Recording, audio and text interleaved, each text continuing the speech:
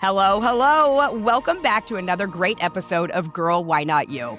I'm your host, Jenny Blackwood, and today's conversation feels especially important. Because we talk a lot on the show about ambition, entrepreneurship, building something of your own, but what happens when you become a mother? What happens when your ambition doesn't disappear, but your identity shifts completely? Today's guest built and sold a startup. She operated at the executive level. She understood high performance and building at scale. And then she had a baby. And postpartum humbled her in ways no business ever has. This episode is about ambitious motherhood. It's about identity. It's about nervous system regulation. And it's about why women should not have to choose between nurturing their children and building bold lives. Toni Toomey, I'm so glad you're here. Thank you so much for having me on. I'm excited to chat today. You are like somebody that I just feel very drawn to as a mother with young babies. You know, nobody talks enough about postpartum and all the things we go through with our nervous system, with our bodies, with our hormones. Good Lord, am I going through it now? Even almost 2 years later. But you are somebody that I feel is like ambitious and out there and crusading for women. And that, my friend, is what I am all about. So thank you so much for being here today. I want everybody out there to get to know about you. I think I actually would love to start with how you kind of got here. Like if you could take us back when you were working at that corporate level, what did that look like? And please tell us about the evolution into where you are now. Yeah. So after college, I worked in staffing and recruiting. So that was kind of like the biggest company that I ever worked for in Austin. I was running operations. And I come from an entrepreneurial family. My parents owned multiple businesses while I was growing up, and I always kind of knew that I wanted to get back into that. And Love so that. I was kind of ready to leave the staffing and recruiting world, and I kind of started interviewing around. I found a hospitality startup in Austin. I really liked them and was thinking about going to work for them. And then they made this like really low ball offer where they offered me like $20 an hour Oh my for like gosh. 10 hours a week or something like that. And I was like, I'm not leaving my full-time job to come Now. part-time on this like trial basis. It was just so insulting. But then I was like, you know what? I could do this. I can build my own version of this. I went to school for hospitality at Texas Tech before the economic crisis. That's what I was going to school for. Wow. When the economic meltdown happened in 2008, hospitality just like dried up. Ugh. I was supposed to go to Vegas, do an internship, all of that stuff. Everything got canceled overnight. So I kind of closed the door on that part of my life, but hospitality always held a special place for me. And then I worked in hotels when I first moved to Austin. So I founded my own company in that space. It was before the short-term rental market was so saturated the way it is Yes. now. So it was, I had units that I listed on Airbnb, but I kind of bunched them all together under an umbrella brand and made it more like a hotel where you've got a concierge, you've got amenities in the rooms and stuff like that.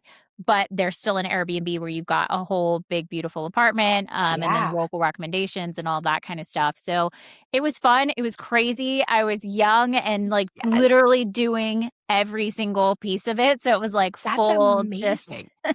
into startup realm. And then I had a competitor who obviously like saw my brand, saw the success I was getting. He approached me and he was like, hey, do you want to partner? Because I have more units, you have the brand. Austin was implementing these regulations that was not going to allow for any more short-term rental licenses to be administered. And so it was either you could only expand through partnerships like this or by going outside of Austin or operating illegally, which obviously I wasn't going to do as Yeah. a business. Individuals could Not rent the out best choice. rooms Yeah. illegally. And yeah, like it was pretty sketchy. So I ultimately decided to sell to him because I just was like, I don't want to be in this hospitality space. Wow. This is too much. Yeah. And I knew that I didn't want to grow outside of Austin. And so given the regulations and all of that, I sold. And then I just kind of took some time off and I was like, okay, I don't want to go back to corporate. I want to work for a startup. I love startups. I just think it's so cool. You get to do so much. Yeah. And I found what became my next job with just a crazy boss. This man was wildly successful. He was more of like the baby boomer generation. So we had very differing like life views. Yes, that's a difference. Yeah, but he was like a second dad to me, and I was like his number two and ran operations. I built the entire customer team. I did all of that stuff, and I learned more in that year working for him than like everything before that. And so I thought, it's okay, incredible when you meet those type of people. yes, yeah, just incredible mentor. I spent a few years there.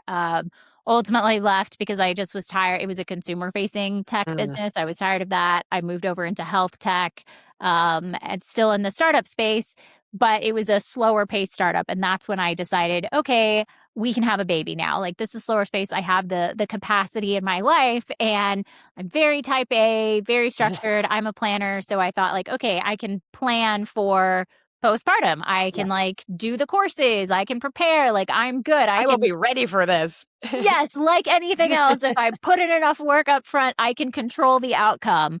That is hilarious. Womp womp. Womp womp. That doesn't happen.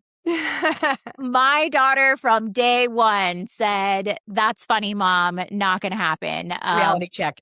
Yeah, we planned for a home birth, and I worked with a midwife through my whole pregnancy, even though I was like geriatric pregnancy. Yeah, me too. Yeah, didn't care. I was like, I'm doing the home birth. Everything went smoothly. But then my daughter was breech, and I was in labor for 36 hours. I was only 1 centimeter dilated. She was not moving. And we had to pivot, and I had to have a C-section. And like, that was the first like humbling moment where I was like, I can make all these plans and it can literally go out the window in 30 seconds. It's so true. And like as type A people, it's like we want a plan and we want everything to go according to plan, right? So when things are outside of that box that we've already imagined and set up for ourselves, it's jarring. Yeah. Yeah. So I'm sorry you went through that, because that was not the plan, baby. That was not the plan. But I'm sure everything worked out great, but I'm sorry that happened.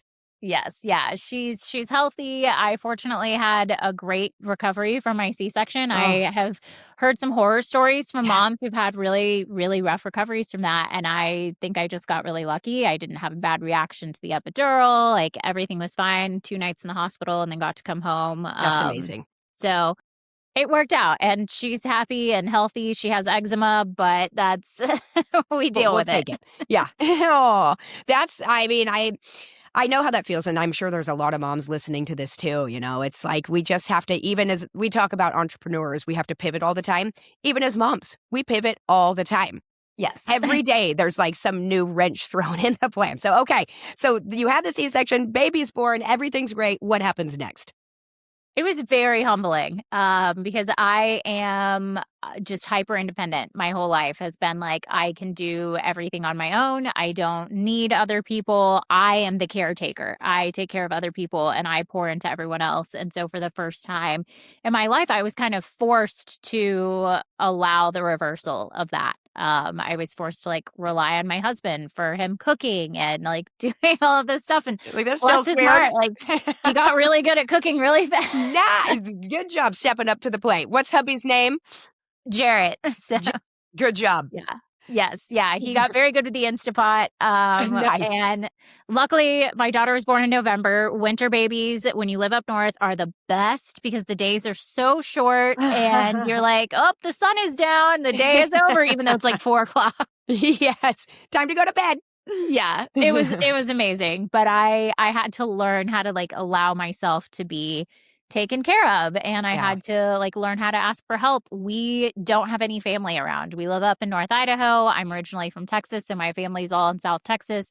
My husband's family's in San Diego. And so it's just us That's tough. here. Like, yeah, we didn't have the like village that everybody talks about. I met my best friend while we were both pregnant, and her daughter's 3 months older than mine. And so that's the best. She went through it all first, and she brought meals and like was able to support, but she also had a newborn. So yes, you can only do so much, right? But it is so nice to have that best friend that it's least like can relate to every little thing you're going through. Yes. Because the ones that are like, you call a friend that doesn't have kids yet, and you're like, this happened, did this happen? They're like, that sucks, but no, I'm glad that you have that friend. Yes. was your Or they go-to. try to give you advice. Like, Yeah. well, You're you like, just no, did no, no. this. No, no, no. You're like, No, I'm on a sleep schedule. And they're like, why? Just live your life. Bring that baby wherever you go. It's like, you kindly shut the F up. Sorry. But moving on. Okay. So you, not that I apparently have passionate feelings about that myself. Okay. So things are unfolding. You don't have the village. You're kind of learning how to like let go, which is really hard for type A. yes. Really hard. Do you start to like it? Do you start to feel like, okay, this isn't so bad? Yeah, it's honestly been very freeing, and it kind of let me develop like my internal intuition more, and I stopped listening so much to like I should be doing all of these things or I should be doing everything in this way, and just was like I am surrendering to what is. And You there's have to. a book called The Power of Now. It talks a lot about this like radical acceptance of like the Mm, situation and accepting like whatever is happening. And it really like set me on this path of really embracing like everything happens for a reason. And I've always been a big believer of that, but becoming a mom, you experience it in just this totally new, like wild way where I'm like, totally. okay, yeah, this happened and it's okay. We're going to keep moving forward. And like my daughter was born C-section, so she ended up having eczema. So Mm. we went on this whole journey of like trying to heal that, and then found out that we had mold in our house. And like, Oh my gosh. yes. So had she not had eczema, like had she been born vaginally, she probably wouldn't have developed eczema until she was much older. We probably wouldn't have known about the mold, and we would have been living in it for a long time because we wouldn't have Wow. tested. So it's kind of We a blessing in disguise. Exactly. Yeah. Like Wow. I am just a big believer that nothing in this world happens by mistake, Yeah. but sometimes it's really hard It's hard. It's to not always like a soft message, right? It's not a soft landing. It's like a, Yes. hey, smack, I totally feel you on that. I'm sorry you went through that. I've been hearing about more and more people that are dealing with something like that. And I'm like, everybody listening, go get your house tested for mold. Nobody start panicking, but go get it tested. And S- especially up north, like our house is brand new. And so we Mm, thought we're in the clear, but they you build wouldn't these know. houses when it's raining and Oh the my wood and gosh. everything sits out there and then they just seal it up. There is something that you can spray before you seal it up to prevent mold from growing, but builders Oh don't do my that because it costs goodness. money. And so unless you're building your own house and you're involved like from the ground up and you You're seeing it request all the that it time. gets sprayed, Yeah. it doesn't happen. And Oh, so they just seal up the mold in there. And we had some friends here who after we went through that, their baby was also struggling with eczema. They got their house tested. They had just an insane mold colony in their house because it jeez. had gone unchecked for like 10 years. And so it was just like they actually ended up doing a huge remediation, selling the house, like all of that. But had we Wow. not talked about our molds, they probably never would have tested for No, that they wouldn't have either. known. Yeah. Oh, that's so scary. Yeah. You're right. It's like a butterfly effect, right? Everything does happen for a reason. Oh my gosh. So then what did you do? So we did a dry fog remediation, thankfully, because it wasn't super bad. Okay, good. And Amelia's eczema got like 90% better. It was so From that. wild. Yeah. It's crazy how I don't know. I don't know. I'm actually like very health paranoid. So, but when Same. I think, okay, thank you for making me not feel alone. But when I think about mold in the walls, I'm thinking there's paint, there's drywall, there's all that. I'm not thinking that that's happening. But the fact that your baby reacted so, I mean, intensely in the beginning, and then once it's gone, it just goes away. Yeah. Yikes! Yeah. It's pretty wild. And like there's mold spores everywhere. And Yeah. like some mold is bad for you and some isn't. We had like actual black mold in our Jeez. walls. And black mold specifically, like when you test, they'll only find like a couple particles of it because it's very heavy and it Mm, doesn't break off a lot to like be picked up in these mold tests. But the wow. mycotoxins do like come off of it. And so you are actually like breathing it in and it comes through the walls and the floorboards and everything. I went down the rabbit hole and learned way more Oh my gosh. about mold And than you I ever wanted to wanted. know. New anxiety level unlocked. Yes. Yeah. if I didn't have anything to be anxious about today, here we go. No, okay. Exactly. So you went through this. So you end up remedying it. Baby girl gets better. And then where do we go from there? So now we're trying to support her gut health and all of that to like get the last bit Yeah. gone. I think we've got probably a few more years of supporting that with DHA oil and probiotics and all of that, and just a million different lotions all the time. Yeah. We, Yes. like, Yes. rotate through what works for her and Oh. what doesn't. And it doesn't help that we live in a dry climate, so like winters are hard, but Yeah. it's like a daily practice of the radical acceptance of like, this is how it is. And there's really like, there's no reason to be upset about it or frustrated or whatever. Like, it is what it is. And we move forward. And I think we had a really long nursing journey. We nursed for 26 months. And I think that having such a long and successful nursing journey kind of insulated me from some of the stress in postpartum and dealing with that, because I did have that like oxytocin hit all the time. Yeah. Because nursing is it for not everybody, but for some women, like it is like really good for your hormones, and it makes you happy and you have that bond with your baby. And so we really had that kind of connection. And I think it really helped keep me like even keeled. Amazing. Ever since becoming a mom, I am way more like just even keeled and accepting of things. Like I was way more reactive before. Yeah. And now, like going through that journey, I'm just like, all right, whatever. It's going to be fine. It's crazy how you go from like everything matters to like when you have a baby, how it's like becomes choose your battles. Yes. And you have to live with that. Or otherwise you're going to go absolutely insane. Yeah. And like it's just a new perspective. It's like nothing else matters as much as like being her mom and doing that. And the rest is like just extra. Totally. Yeah, you're so right. You were so right. I'm sure everybody who's a mom listening to this can resonate with that, as do I. Yeah. Yeah. I will say I weaned her like a month ago. It's been about a month now. And like I never thought about the hormonal drop from weaning before I went through it. And even when I was going through it, I didn't recognize that that's what it was until a mom in this group chat that I'm in asked about it. She was like, I'm getting ready to wean, but I'm so scared of the hormonal drop. Yeah. Like, oh my gosh, I never thought about that being a thing. And then I actually started recognizing it. And like my hormonal drop from weaning was worse than in postpartum. Like Wow. in those early days of postpartum, I cried one day, and like I just felt okay in those days. And it's probably because we went straight into nursing. But then when I weaned, those like there for a couple weeks, it was like I thought I was going crazy. Thing. No, it feels like you're going crazy with hormones. I know. I'm so sorry you experienced that. How are you feeling now? Is it So much better? Yeah. Like it has evened out and I'm good. But I tell like every single mom that's nursing now, just be prepared. And I did not think about it. So I didn't schedule my weaning at a good time. I scheduled it like right before I started my period in a super stressful work season. Like there's all these things. And I thought, oh, I'm weaning. This is going to like take some stress off. Wrong. For a month, it's horrible. It adds more stress. So bad.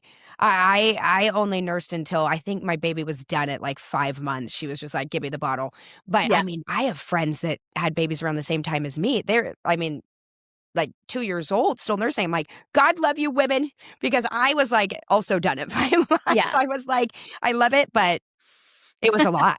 Or pumping and oh my God, the sound of that pump will forever haunt me for I think the rest of my life. Yeah. Oh my gosh. Okay, so you've made it through. You've weaned, you've done all of that. So kind of tying back into your businesses, you had already built and sold a company before you became a mom. So what caught you most off guard, I guess, with postpartum and like the identity shift that happens with that? Going from business badass to boom mom. Tell us about that. Yeah. So most of my life, I thought I didn't want to be a mom. I told my parents, like, I'm not going to have kids. And when my husband and I first met, we actually bonded over the fact that neither of us wanted kids. And And then my niece, who is more like my sister, she's only 4 years younger than me because my brothers are much older. I watched her have her first baby. And it was super transformative for me. She had a beautiful birth experience. I mean, it was hard, but Yeah. beautiful at the same time. At a birthing center, it was super cool. And I remember in that first moment, it was like 3 a.m. after baby was born, and we had been there for 12 hours and I hadn't eaten the whole day. And I remember thinking, like, I know how exhausted I am. I can't even imagine how she feels. And now she has to take this baby home and take care of it. Like, Oh my that's God. terrifying. I know, right? And I was staying with her brother, and I went back home and I was like, that I'm not doing that. That was crazy. I can't imagine doing it. And I told my husband, I was like, okay, definitely. Cause I had just turned 35. I was like kind of on the fence, like, do I want to have one? Like, do I not? And I told my husband after that, like, okay, definitely not. And his response, instead of him being like, okay, good, definitely not, he was like, well, and that little hesitation, I was like, all right, we're having a baby. That's it. That's all you needed was this little, that is hysterical. Yeah. It's because it was meant to be. He always makes fun of me when I tell a story. He's like, that's not why. And I'm like, yes, it is. Yes, it is. You 100% is. For 1 second, you wavered. Oh my gosh. So you decide to have the baby. Okay. So you're doing this mental shift of like, oh, this is something that's never going to happen. I was just going to continue to be this like badass in business. And then, so what was that shift, when you actually did it? Like, what did that feel like? Yeah. I don't know. It's still so surreal because I went from I'm not having kids to I'm a mom to like motherhood is my entire identity. Like I have built a podcast around it, an apparel brand around it. I have a community of mom founders that are building for other moms, like all in a Slack group. And it's like I got initiated into this community of mothers. And I was like, this is so cool. This is like the thing that I have longed for my entire life. I didn't grow up with sisters. I had my niece who was like my sister, but still like we didn't live together. And so I always wanted that kind of like community and that closeness. And becoming a mom, it was like this instant bond with all the moms who had gone through it before. And cool. Being a working mom, like I am the primary breadwinner in my family. And so going back to work, I took 6 weeks off. My job gave 12, but I only took 6 because we were in the middle of a fundraise and I needed to get back to work. Yes. And it was hard for me to just sit around and not work. And I was working from home. So like it was easy to start back up and still take care of baby all day. But I went back and I was like, this is different because I'm ambitious and I'm doing all of this stuff, but my real passion is like supporting other moms. And I was experiencing all of the like silent struggles that moms go through in working. And I was fortunate working from home. I didn't have to pump or like do all of that stuff. I just nursed on demand. But at 10 months, I went to my first board meeting. And for the first time, like I had to pump while I was away. And I was just wildly unprepared for it. I had no idea how much milk I was making. I didn't take enough bags because we were using reusable silicone bags. Oh, yes. I had to DoorDash bags to the office. Thank God for the society we live in, right? Modern times for the win. It was so crazy. And then I had to I pumped after a board meeting, and it was literally like we sat in this board meeting for 4 hours. We got out, we were in a borrowed office, and part of the board was still meeting. I just ducked into this office and I had my pumps. I couldn't get them in my dress. I ended up being topless in the stranger's office to pump, thinking I really hope there's no cameras in here because I literally have to take off the top of my dress. And that was the moment where I was like, okay, I am going to build the apparel brand because I'd already been thinking about it, but I was like, I don't want to be a fashion founder. I don't have a background in fashion. My background's in tech for 10 years. Yes. So fashion very is different I have no business. Into the spectrum. Yeah. Yeah. But that was kind of the catalyzing moment where I was like, I have to build this because I have to solve this problem. How many moms, and now, I mean, I've talked to hundreds of moms, and everybody has this story where they've pumped in a disgusting bathroom stall or some random office or some horrible place because they didn't have proper access from their clothes. And if you're going to an office every day every single day you get up and you think, how can I get a boob out in what I'm Yeah. wearing today? And like Yeah. that mental load just It's a piled on lot. top of the mental load of everything else is exhausting. It is And that's, exhausting. yeah. And I think that was kind of like the big shift for me was just recognizing that mental load. Yes. And then the humbling part was like asking for help with that mental load from my husband, from my family. Like we have my mother-in-law come up and help with the baby sometimes because we don't have anybody else. And Yeah. I don't trust random strangers to watch her. So Yeah. No, it makes it's so much sense to me. And I like, honestly, as you're talking, it gave me the chills when you said, like, in that moment where you felt so uncomfortable and vulnerable, and, you're being a mom, you're pumping for your baby, you're at work, you're like, what are you supposed to do? This idea was born. And I think it's crazy how, it was not something, like you said, you weren't into fashion, you weren't into nothing like that, but I tell this to people all the time. Starting a business is really about like finding a gap, like finding a need that doesn't exist or doesn't exist well, and then deciding to close that gap, right? So for you, you're like, this cannot just be me. This has to be mothers everywhere. I am going to stand up for all of us and I'm going to do something about it. And that is just the coolest thing. It gives me the chills because you didn't just sit there and submit and go, oh, this really sucks. I can't wait till I'm not nursing anymore. You were like, damn it, I'm going to fix this problem for us all. So I'm just very like, I wish I had known about you while I was going through this. I can't even tell you how many times like back of my I'd like pull the car over to the side of the road and get in the very, very back and like hide, even just the most weird places that you have to pump. But yeah, I love this. Okay, so tell us about this amazing brand that you've created. I'm so Yes. excited. So at our core, we will only use natural fibers. And Oh, I went down the rabbit hole on that when my daughter got diagnosed with eczema and the pediatrician said, hey, you should make sure that she's only wearing cotton or wool and like natural fibers. And so my day job's in health tech. So I was like, all right, let me dive into the science on this and like figure out why. And there's been a ton of scientific studies relating like polyester, the PFAS that comes off of it, ugh, the friction from it as well is not good for our hormones.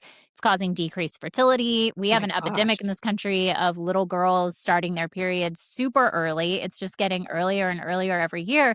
And it's because we have all these endocrine disruptors like plastic and fragrance and just all of this stuff. And even before we had my daughter, we were super natural minded. We had already removed fragrance. We don't use plastic. We don't use the microwave, like all of that stuff. But the natural fibers, the clothing piece, like we hadn't done yet because it's hard. Yeah. And I was like, oh, like it's probably fine.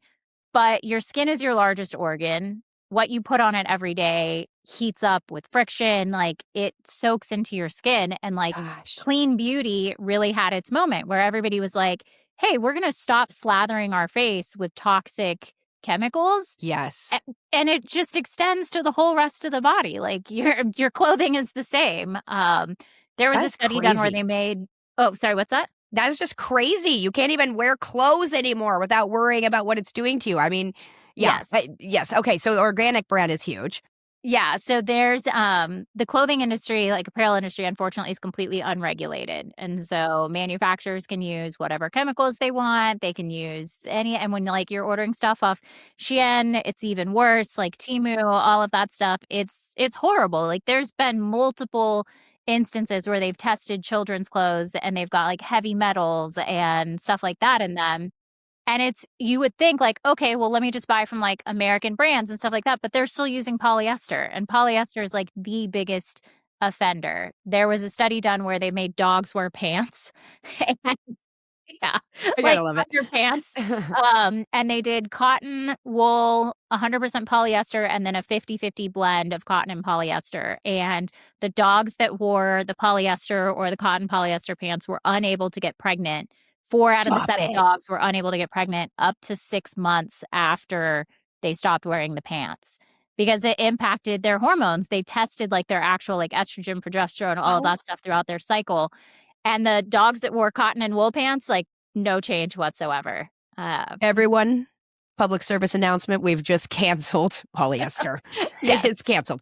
Oh my Yeah. gosh. That is bananas. It's wild. And like, it just doesn't really get the attention that it deserves. And there's research coming out of Mount Sinai that was a couple years ago. They published polyester and like the PFAS that's leaching off of that, linking that to fertility risks. Obviously, like we have more and more instances of infertility in this country, and it's because we're messing with hormones. And this past summer, that same doctor did research showing the microplastics that are coming off of like PFAS and stuff like that are accumulating in your body and increasing your risk of type 2 diabetes. So it's more than just hormones, it's metabolic risk as well. Oh my gosh. Yeah. Girl, that It's is wild. wild. Okay.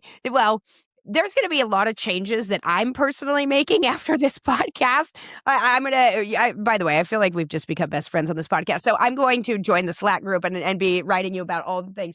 That is so crazy. So you are like crusading in your fashion brand for mamas, postpartum mamas, Yes. to get rid of all the things that exist that are so bad for our bodies and our health. Yeah. And it does make the apparel more expensive. Like that's the hard part is polyester is cheap. And so it's cheap, it's durable, it holds its shape. That's why the large fashion brands use it. And it honestly, like it is just being on the other side now. I hate going into Nordstrom and seeing a $600 dress that's 100% polyester because I know it costs them like $10 to make it. It's if disgusting. that. And it's just absurd. And so we as a company, like we will have lower profit margins, and I'm okay with that because I want to make natural fiber apparel.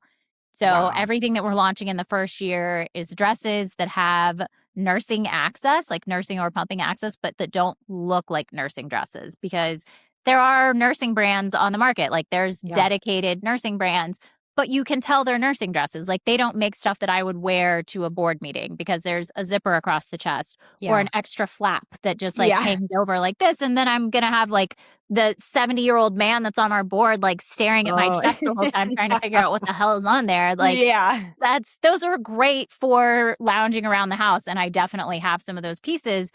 But we're making stuff that's elevated. The nursing access is completely discreet. Like you will not know that it's there. That's amazing. Because we use like a 2-layer system. The dresses can also be worn just standalone. Like we actually designed them after a regular dress that I found that I was like, hey, this just happens to work really well for nursing. But it's a totally regular dress that is a 2-piece dress. And so we're doing everything based on that. So all of our stuff, while I say it has nursing access, it's for any woman who cares about what she puts on her body. We're just supporting moms to start because that's the niche that I know. It's the woman that I want to support. There's a lot of working moms out there who are struggling with this. And the drop-off rates in breastfeeding are pretty sharp after 6 months because it is so hard to support that stuff, like the pumping and the access and all of that. So this is just the one little part that I can tackle to help make that better. We are going to expand and offer children's clothes as well eventually because I like anytime I want to dress my daughter up, all the little like dressy dresses are polyester. Oh my gosh. It kills me. So I want to make so sad dressy children's clothes that are still natural fiber. You will have a customer in me. I promise you that. You made me think of this time. I honestly was only a few months postpartum, maybe like 6 months. And everybody was on the whole, I don't know how to say it, Sheen. Is it Sheen or Shein? I don't know what it is. I have no idea. And so I was like, oh my God, the amount of clothes you can get for like $300 is insane. I mean, it's like boxes show up. But I remember I ordered it all. And after I ordered it and all these boxes came, I had one person go, oh, there's like studies out there saying that there's a reason it's so cheap. And so then I went down this like horrible rabbit hole. Girl, I not only did I send, actually, no, I went through the process to send it back, but they make it very difficult. You have to take a picture of every single thing, give a description of and imagine $300 worth of clothes. I mean, this took me probably like 3 hours. I don't even know. I do all of that. And then I never returned it. So nobody wore it. It just sat in like the back of my car. I was supposed to return it to like Forever 21 and the mall. Apparently there is no more Forever 21. So anyways, but you're right. I mean, I learned in that moment that I think it just as consumers, we just trust or we think, sure, I can see how eating Slurpees and Cheetos every day are going to give me cancer or like mess with my health. But I didn't know this very shirt that I have. Is this polyester? I don't even know. I'm going to have to look. This very shirt that I have on could be doing the same thing. And so I am loving this. I love that you're going to extend into like child wear as well. I mean, there's nothing. I don't know about you, but did you get like, after you had your baby, did you get like very paranoid about just everything, Yes. especially with Yeah. what you've gone through?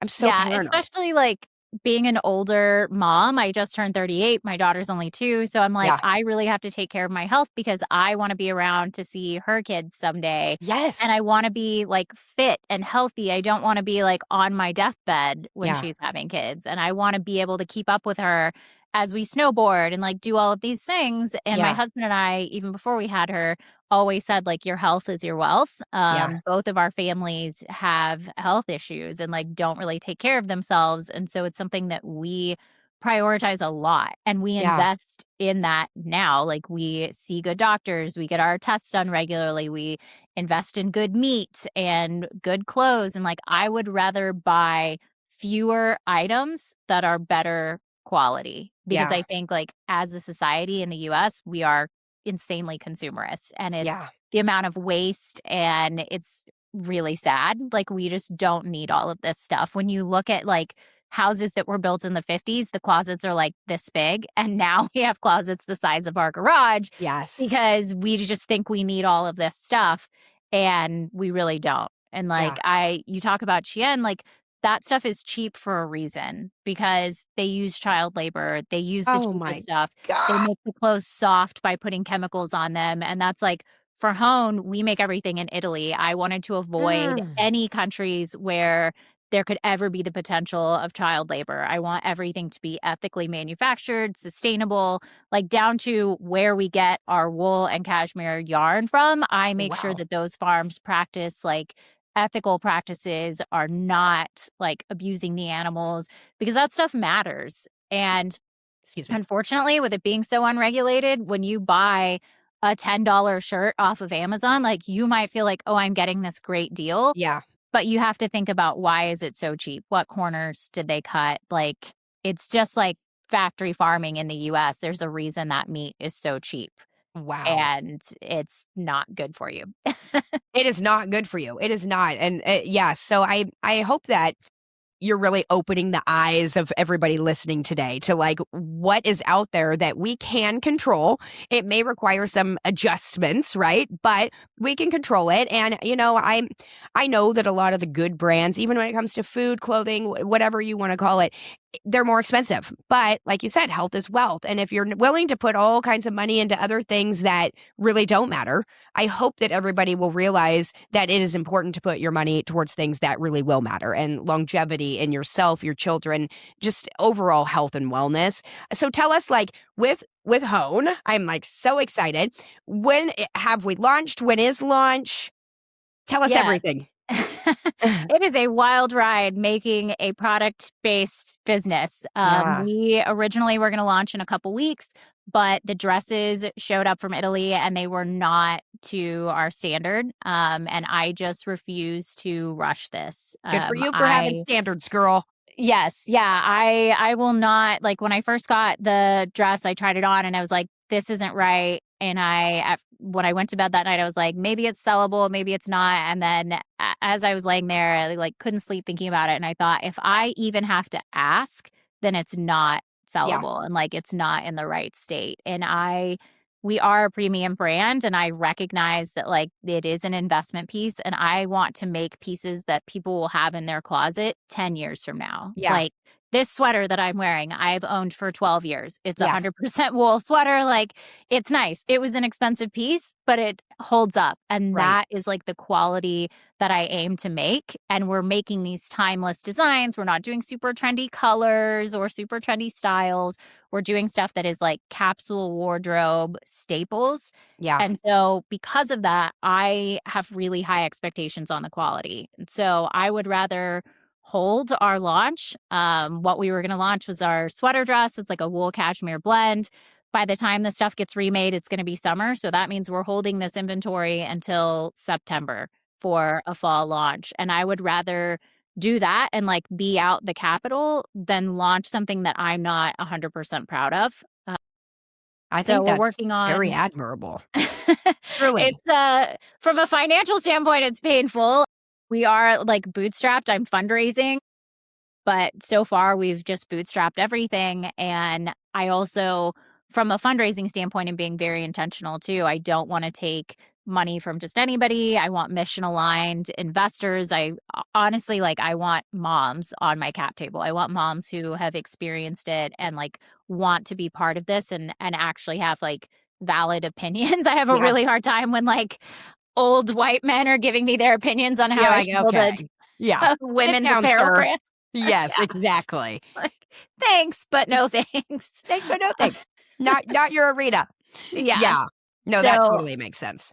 we're also working on a summer silhouette that'll be organic cotton. It's like a thick organic cotton. So it's sleeveless with a long skirt, and it will be kind of like an evergreen piece if you live in the South. Yeah. Like where I grew up in Texas, it's already 90 degrees. And so you're back in sleeveless stuff. Yeah, it's their winter My is like 5 gosh. minutes. It's Oh my God. terrible. But I want to make stuff. I want to make sure that I have stuff that can be worn, by people all across the US. And like a sweater dress, you can Yeah. wear maybe 2 days in the South. And so, That's so crazy. yeah, so we're making that piece as kind of like our year-round piece, and we'll probably do a limited launch of that in July to like hone insiders. We are doing something really unique on social media, both my personal and the Hone Instagram. Moms who kind of align with our aesthetic and like what we're building, we add them to the inner circle on there. And I so want to we be in that circle. Yeah, I will Let me definitely in. add you. Yeah. So we post just private stories to the inner circle, asking for feedback on stuff, asking for ideas, like gathering votes. That way I'm always building for like the actual moms. I talk to Yeah. multiple moms a week. I want to stay really close to the customer and make sure that I'm building for everybody and not just for me and like my Yeah. unique problems. And so we'll probably do like that kind of beta launch in July for that first one, Cool. just to the people that are in that inner circle, so that they kind of get the first glance at it. Like they get to be the first ones to wear it and try it out. And then we'll do a big launch in September, and we'll have 3 silhouettes, this first one, the summer one, and then we're working on another fall one that's got like a pleated skirt with a sweater top. It's very elegant, so beautiful. Yes. I can't wait to see these. Yeah, I'm super excited. You can see a preview of them Okay. on the website now, wearhone.com. There's some on there. They're so beautiful. I'm so excited to have them like mass produced, and we have Yes. not finalized colors. And so that's actually something that we're polling our inner circle on too, is like, what colors are you wanting for summer and for fall, but that are also like kind of evergreen colors that you would wear 10 years from now. That is so exciting.